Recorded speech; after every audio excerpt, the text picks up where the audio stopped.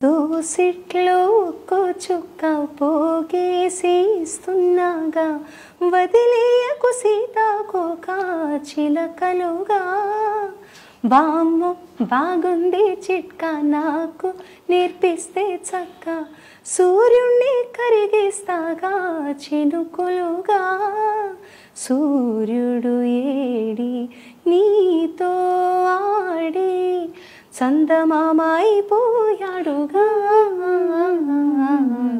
తూనీగా తూనీగా ఎందాక పరిగెడతావే రావే నా వంక.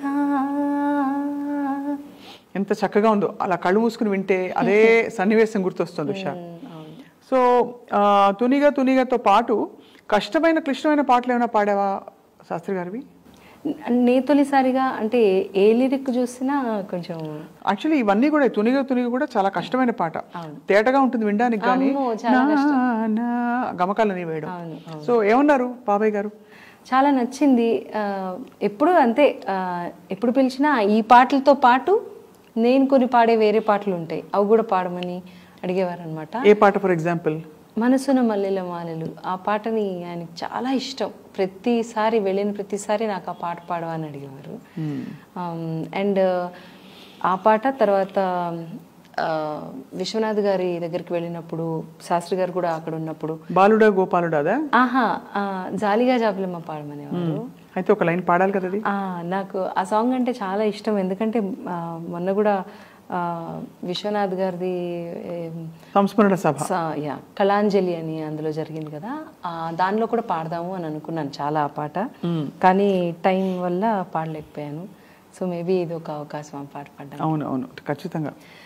జాలిగా జాబిలమ్మ రే రే అంతా రెప్పవేయనే లేదు ఎందుచేత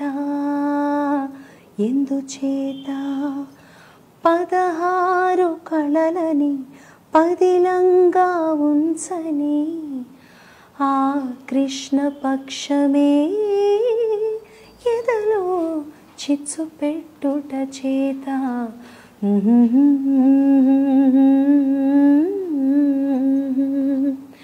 కాటుక కంటి నీరు పెదవులనంట నీకు చిరునవ్వు దీపకళిక చిన్నబోనీయకు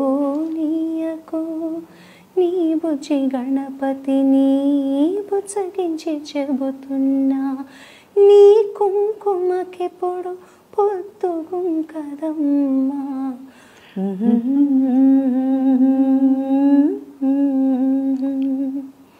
సున్ని పిండిని నలిచి చిన్నారిగా మలచి సంతసాన మునిగింది సంతులేని పార్వతి.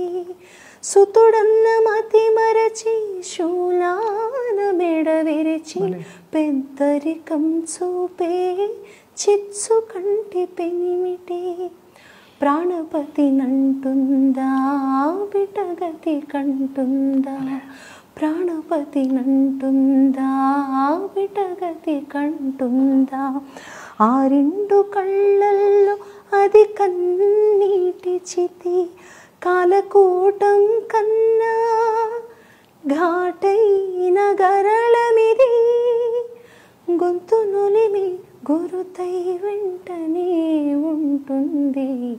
అటుపొటు ఘటనలివి ఆట విడుపు నటనలివి ఆదిశక్తివి నీవు అంటవు నిన్నేవి నీ బుజ్జి గణపతిని బుజ్జగించి చెబుతున్నా కంచికెళ్ళిపోయేవో కథలన్నీ.